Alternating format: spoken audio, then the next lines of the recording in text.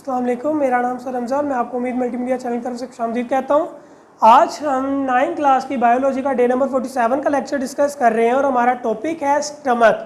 हम डाइजेशन पढ़ रहे हैं, डाइजेशन इन ह्यूमन के अंदर। उसके बाद फिर हमने बाकायदा ऑर्गन्स पढ़े, हमने ओरल कैविटी को डिस्कस किया, उसके बाद फिर हमने फेरेंक्स और लेरेंक्स को डिस्कस किया।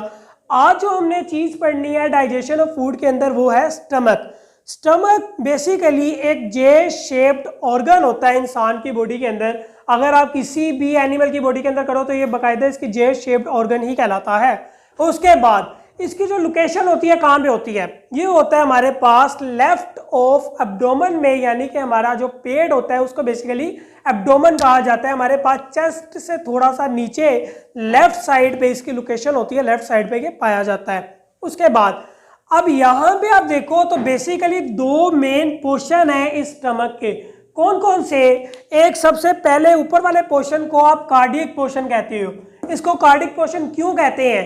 इस वजह से क्योंकि इसका जो ये हिस्सा होता है ये दिल के पास होता है, ठीक है, इस वजह से इसको कार्डियक पोर्शन कहा जाता है। उसके बाद इसका जो दूसरा हिस्सा होता है जो हमारे पास स्मॉल इंटेस्टाइन से पहले शुरू होता है और कार्डियक ये जो पोर्शन होता है उसके नीचे वाला, उसको पाइलोरिक पोर्शन कहा जाता है, ठीक है। अब अगर आप इसी की बात करो तो इस पूरे के पूरे स्टमक के अंदर आपको दो वॉल्स नजर आते हैं। इनको बेसिकली स्फंक्टर्स कहा जाता है। अब ये जो स्फंक्टर्स होते हैं इनको जो कार्डियक पोर्शन के अंदर स्फंक्टर पाया जाएगा उसको कार्डियक स्फंक्टर कहते हैं उसको, ठीक है। उसके बाद जो हमारे पास पाइलोरिक पोर्शन के अंदर स्फंक्टर पाया जाता है उसको पाइलोरिक स्फंक्टर कहा जाता है। अब ये काम क्या करते हैं?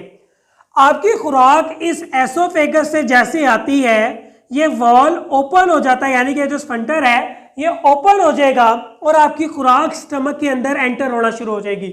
आपकी खुराक जब स्टमक के अंदर एंटर हो जाएगी या फिर स्टमक थोड़ा सा काम करना शुरू करता है, वो क्या करता है? वो 3 सिक्रीशंस खारिज करता है, 3 किस्म की चीजें खारिज करेगा। कैसे, क्यों खारिज करेगा?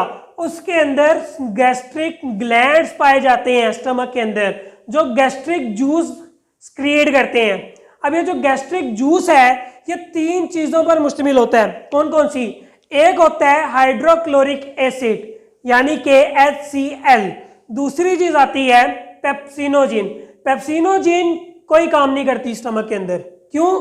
क्योंकि ये पेप्सिनोजिन की एक कंडीशन है कि ये कन्वर्ट होगी पेप्सिन एंजाइम के अंदर। एंजाइम के अंदर आपने एक चीज पढ़ी हुई है सब चैप्टर नंबर 6 के अंदर कि इसको काम करने के लिए एक स्पेसिफिक पीएच चाहिए होती है, स्पेसिफिक हीट चाहिए होती है, तब एंजाइम काम करता है, अदरवाइज वो काम नहीं करता। इस तरह जो पेप्सिनोजिन है वो काम करने के काबिल नहीं होती जब तक उसको पेप्सिन एंजाइम के अंदर कन्वर्ट नहीं किया जाता। और पेप्सिन एंजाइम के अंदर जो इसकी कन्वर्जन है उसमें हेल्प करता है हाइड्रोक्लोरिक एसिड। उसके बाद जो तीसरी चीज है वो है हमारे पास म्यूकस।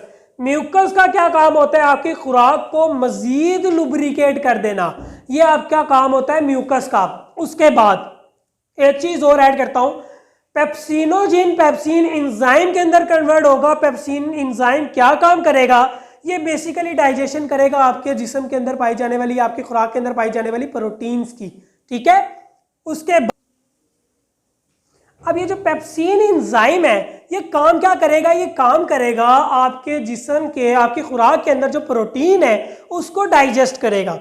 अब अगर ये खुराक के अंदर पाई जाने वाली प्रोटीन को डाइजेस्ट करेगा तो जो हमारा स्टमक होता है वो भी तो प्रोटीन पर मुश्तमिल होता है, उसको किसी भी नुकसान से बचाने के लिए ये म्यूकस आता है, ठीक है। अब ये म्यूकस बेसिकली एक लेयर बना देता है आपके स्टमक की दीवारों के साथ, जिसकी वजह से पेप्सिन एंजाइम जो है आपके स्टमक को नुकसान नहीं पहुंचाता और आपकी खुराक के अंदर जो प्रोटीन होती है सिर्फ उसी को डाइजेस्ट करता है, ठीक है। उसके बाद अब यहां पे डाइजेशन ऑफ फूड शुरू हो जाएगी। किस तरह से?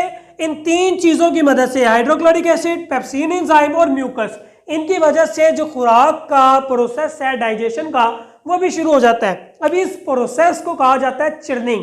ये बेसिकली क्या होता है? आपके स्टमक के अंदर जो खुराक पाई जाती है ये खुराक को अपने अंदर रख के बेसिकली इस तरह होता है, फैलता है और सुकड़ता है। ये जो प्रोसेस है इसका फैलने और सुकड़ने का, इसको चिर्निंग कहा जाता है।